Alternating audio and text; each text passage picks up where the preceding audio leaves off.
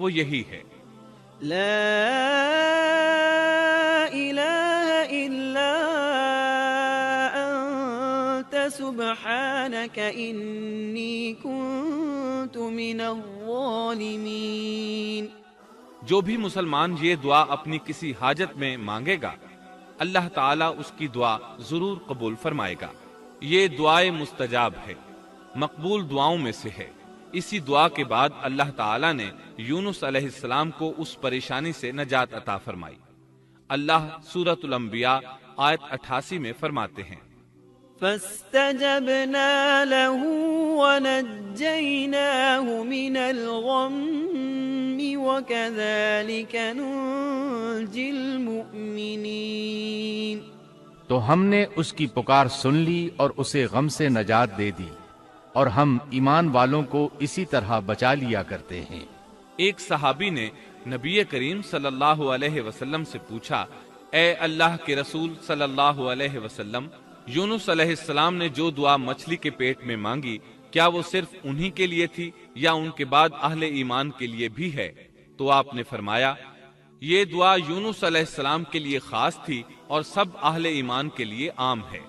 کیا تم نے اللہ تعالیٰ کا یہ فرمان نہیں سنا؟ وَكَذَلِكَ نُنْجِي الْمُؤْمِنِينَ۔ اور ہم ایمان والوں کو اسی طرح بچا لیا کرتے ہیں۔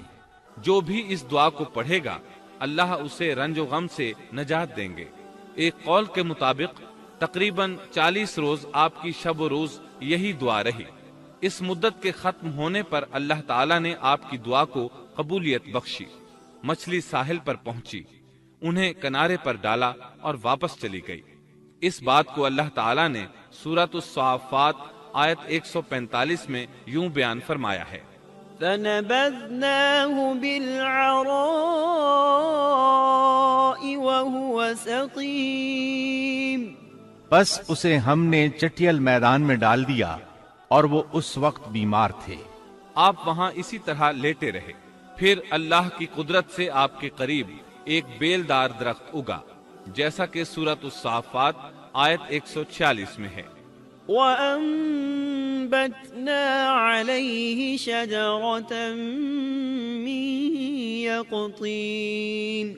اور اس پر سایہ کرنے والا ایک بیلدار درخت ہم نے اگا دیا۔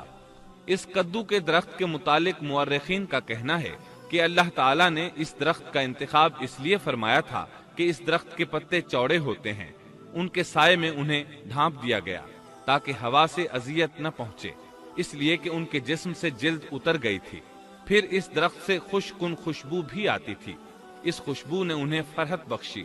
پھر کدو کی خوشبو میں ایک خصوصیت یہ تھی کہ حشرات الارض کو دور رکھتی ہے۔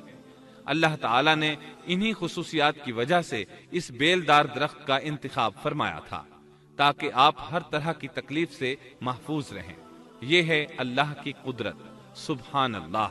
اسی طرح مفسرین یہ بھی کہتے ہیں کہ اللہ تعالیٰ نے ان کے پاس ایک پہاڑی بکری بھیج دی، وہ آپ کے قریب آتی اور آپ کے سر کے اوپر اپنی ٹانگیں پھیلائے کھڑی ہو جاتی، اس طرح اس کے تھن آپ کے منہ میں چلے آتے اور آپ ان سے خواہش کے مطابق دودھ پیتے۔ یہ تھا آپ کا کھانا اور پینا۔ رفتہ رفتہ آپ کی حالت بہتر ہو گئی، توانا اور تندرست ہو گئے، پھر آپ اٹھنے کے قابل ہو گئے، اور یہ سب اللہ تعالیٰ کی مہربانی سے ہوا۔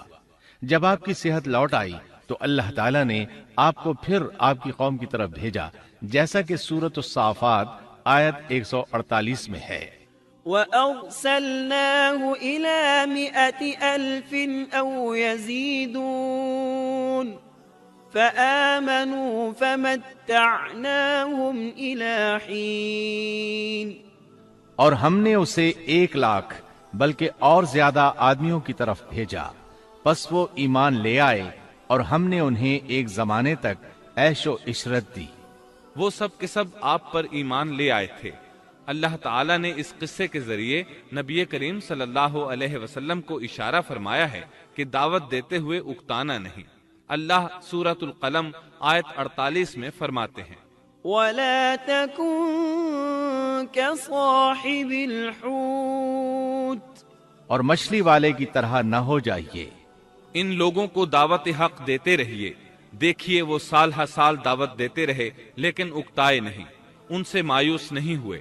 ان کی پوری بستی میں سے ایک بھی ان پر ایمان نہیں لایا تھا، لیکن جب ان سے مایوس ہو گئے تو انہیں اللہ کے عذاب سے آگاہ کر دیا اور منہ پھیر کر چل دیے تو وہ سب کے سب ایمان لے آئے۔ اللہ تعالی سورۃ القصص آیت 56 میں فرماتے ہیں، إنك لا تهدي من أحببت ولكن الله يهدي من يشاء۔ آپ جسے چاہیں ہدایت نہیں دے سکتے، بلکہ اللہ تعالیٰ ہی جسے چاہتا ہے ہدایت دیتا ہے۔ اس قصے میں بہت بڑا سبق ہے کہ کسی بھی حالت میں اللہ کی رحمت سے مایوس نہیں ہونا چاہیے اور نہ ہدایت کے معاملے میں اپنی ذات پر بھروسہ کرنا چاہیے۔ ہدایت تو بس صرف اللہ تعالیٰ ہی کی طرف سے ہے، آپ کے ذمے تو پیغام حق پہنچا دینا ہے۔ اللہ سبحانہ و تعالیٰ کے ذمے ہدایت سے نوازنا ہے۔ اللہ تعالیٰ نے انہیں پاک صاف بنا دیا، انہیں چن لیا۔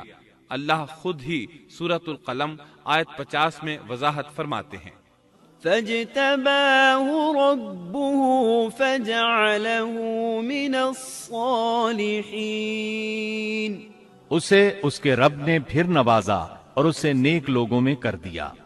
امام مسلم نے ایک حدیث روایت کی ہے کہ نبی کریم صلی اللہ علیہ وسلم نے فرمایا، لا ينبغي لعبد أن يقول أنا خير من يونس بن متى۔